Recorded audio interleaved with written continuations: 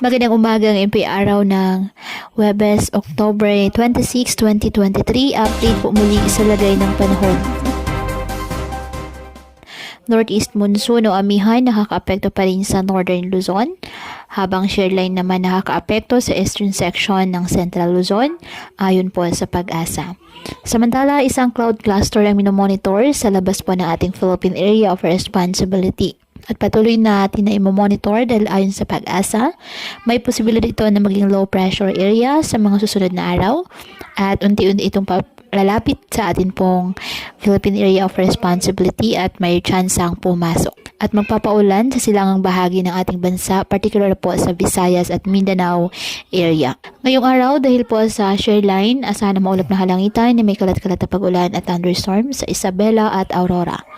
Ang Ilocos Region, Cordillera Administrative Region at laluing bahagi ng Cagayan Valley, bahagyang maulap hanggang sa maulap na halangitan with isolated light rains dahil pa rin po sa amihan. Ang Metro Manila at nalalabing bahagi ng ating bansa, apektado po ng mga localized thunderstorms.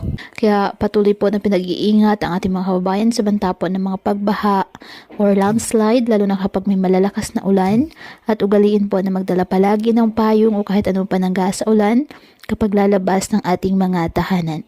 At yan po muna ang update sa lagay ng panahon ngayong araw.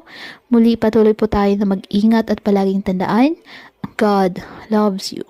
Stay safe and God bless.